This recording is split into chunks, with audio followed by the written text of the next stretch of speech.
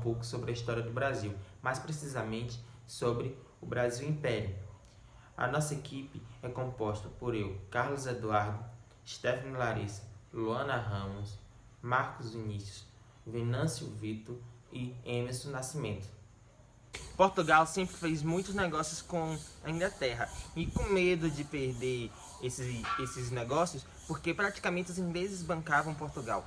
E eles continuaram fazendo negócios com os ingleses. E Napoleão decidiu invadir Portugal.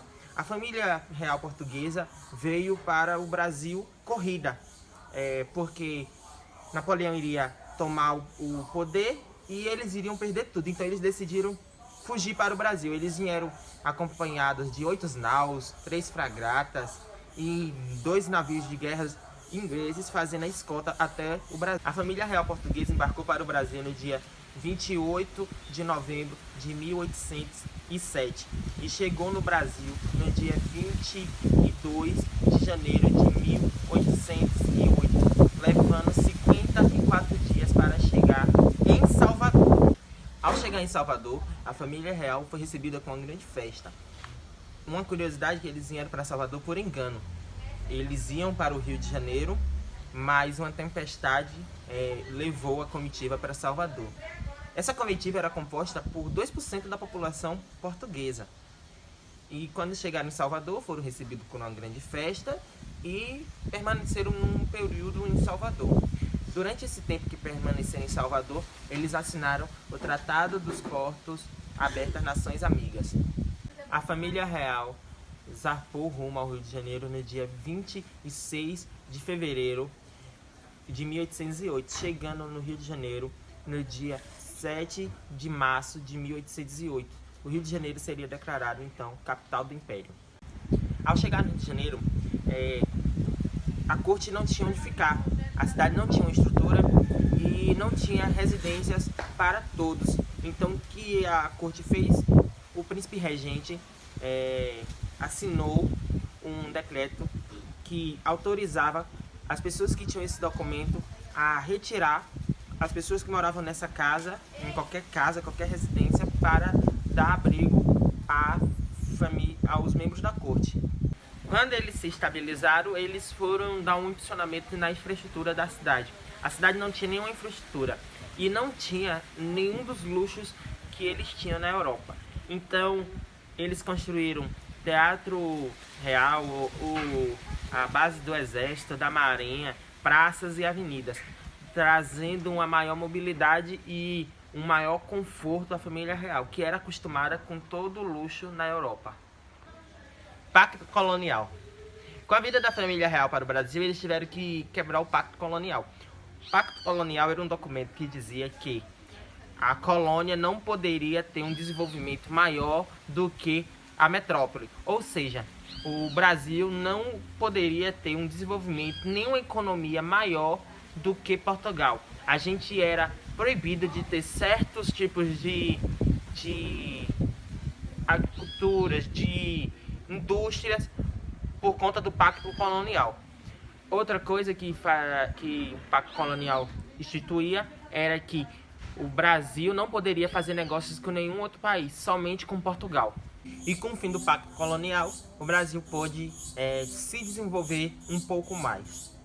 Com a vinda da família real para o Brasil e o fim do pacto colonial e as aberturas dos portos para nações amigas, ficava feio para a corte morar na colônia do Brasil. Devido à revolta popular do Porto e à morte da Rainha Maria, a família real decidiu voltar para Portugal, deixando somente o então príncipe Dom Pedro. Dom João ele volta para Portugal e é coroado rei, e Dom Pedro é elevado a príncipe regente do Brasil. Em Portugal, os mais ricos faziam pressão para que o Brasil fosse rebaixado para a colônia e pediu que os membros da corte voltassem para Portugal. Com isso, eles elevaram o título do Brasil para Reino Unido de Portugal, Brasil e Algarves. Devido às pressões da elite portuguesa, o rei Dom João ordenou que Dom Pedro e todos os membros da corte voltassem para Portugal. Essa notícia caiu como uma bomba na população brasileira, que aprovavam o reinado do principal regente, príncipe Dom Pedro. E então, príncipe regente Dom Pedro decidiu permanecer no Brasil. Essa decisão é tomada no dia 9 de janeiro de 1822.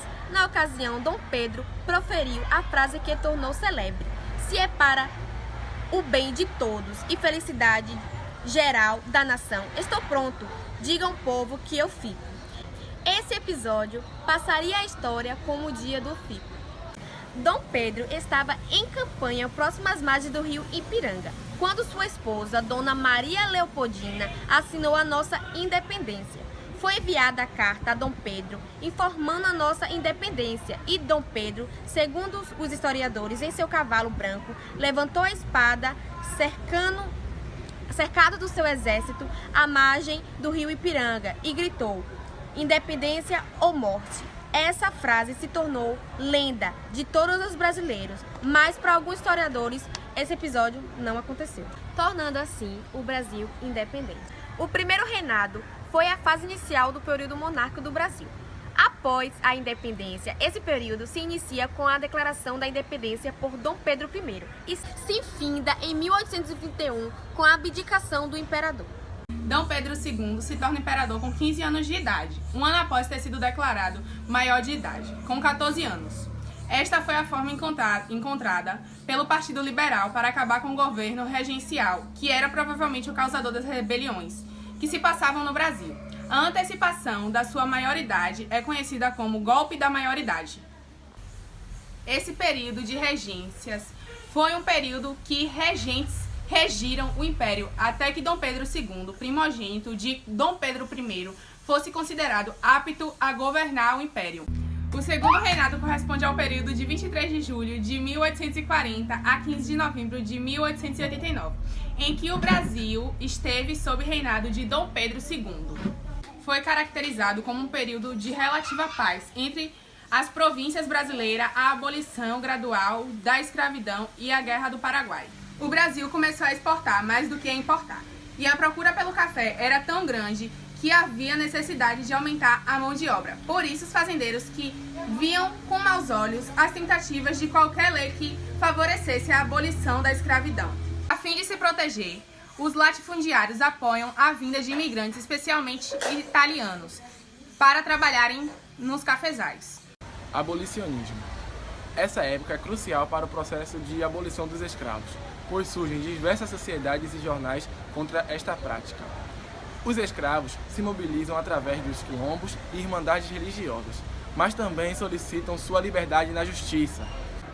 Para controlar o fim do trabalho escravo, o governo promulga leis contra a escravatura, levando finalmente à abolição em 1888. Lei Eusébio de Queiroz, em 1850, Lei do Ventre Livre, em 1871, Lei dos Sexagenários, em 1887, Lei Áurea, em 1888. Com a assinatura da Lei Áurea, o Império entrou em decadência. Com um ano depois, o Império caiu. A proclamação da República no Brasil ocorreu dia 15 de novembro de 1889 e foi assinada pelo primeiro presidente do país, Marechal Deodoro da Fonseca. O evento representou o início da era republicana e o fim da monarquia constitucional parlamentar no país, instaurando um novo regime no país. Esse modo de governo vigora até hoje. Agradecemos a todos os envolvidos, em especial a professora Rita Leão.